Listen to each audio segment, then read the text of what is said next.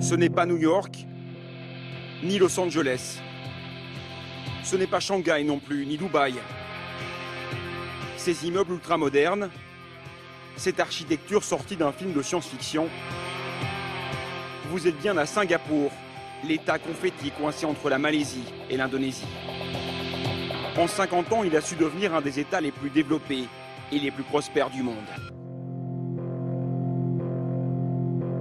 Un immeuble représente à lui seul l'évolution du pays.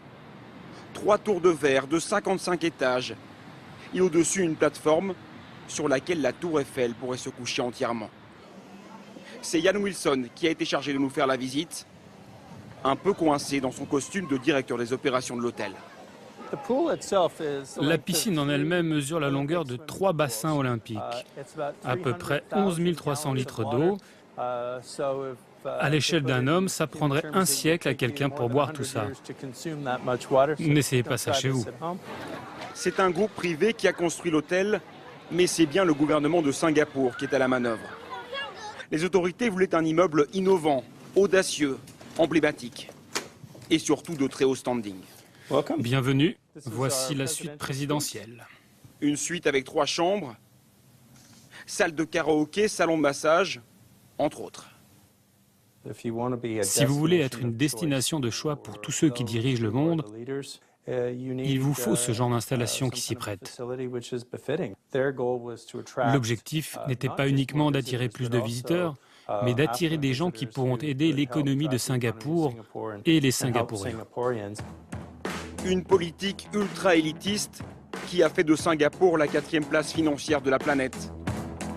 Son port se classe 2e au monde en termes de volume. La cité-État a jailli de terre en quelques décennies.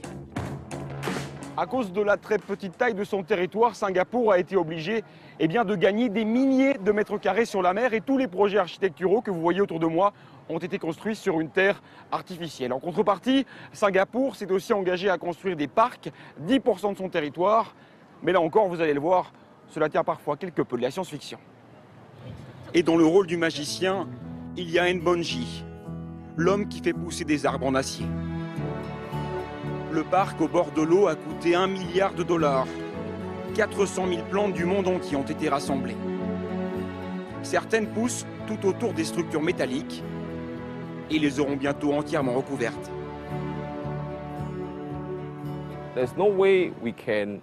Il n'y avait aucun moyen de faire pousser des arbres géants comme ça naturellement, même en 50 ans. Donc, nous avons choisi de construire ces structures. Ça n'a jamais été fait avant, nulle part au monde. En 3 ans, ces arbres sont devenus un emblème. Au sommet, des panneaux solaires fournissent l'électricité pour tout le parc. Singapour veut inventer la ville du futur, sans complexe.